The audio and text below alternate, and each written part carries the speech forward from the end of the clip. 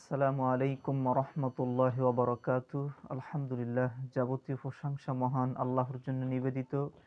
শান্তি বর্ষিত হোক মুহাম্মদ সাল্লাল্লাহু আলাইহি ওয়াসাল্লামের উপর। সম্মানিত দিনী ভাই বোন, কাছে দূরে, দেশে কিংবা প্রবাসে, যে যেখান থেকে আমাদেরকে দেখছেন সবাইকে ধন্যবাদ জানাচ্ছি। সম্মানিত দিনী ভাই বোন, আমরা আল্লাহ রাব্বুল আলামিন আমাদেরকে বলেছেন যে তোমরা আমার কাছে সাহায্য প্রার্থনা করো নামাজের মাধ্যমে। ইয়া আইয়ুহাল্লাযীনা আমানুস্তাঈনু বিস-সাবরি ওয়াস-সালাহ, যে সলাতের মধ্যে, নামাজের মধ্যে তোমরা আমার কাছে সাহায্য প্রার্থনা করো।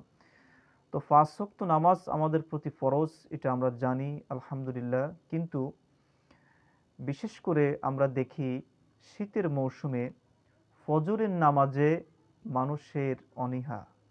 আল্লাহর বান্দাবান্দি আছেন অনেকেই যারা এই সলাৎকে বাদ দিয়ে তারা আরামের ঘুমকে তারা বেছে নেয়। কিন্তু যখন আজান দেওয়া হয় ফজরের, এরপরে কোনো সুস্থবান মানুষ, বিবেকবান মানুষ, কোনো মুসলিম নরনারী, প্রাপ্তবয়স্ক কারোরই শুয়ে থাকা ইচ্ছাকৃতভাবে, অবশ্যই এটি হারাম।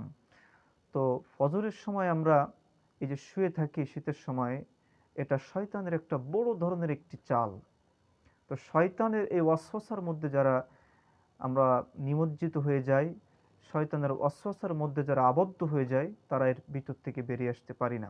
কিন্তু সকলেরই উচিত, সকল মুসলিম নরনারীর উচিত যে ফজরের নামাজে শয়তানকে পরাজিত করা, শীতকে পরাজিত করা, আল্লাহ রব্বুল আলমিনের বিধানকে মূল্যায়ন করা।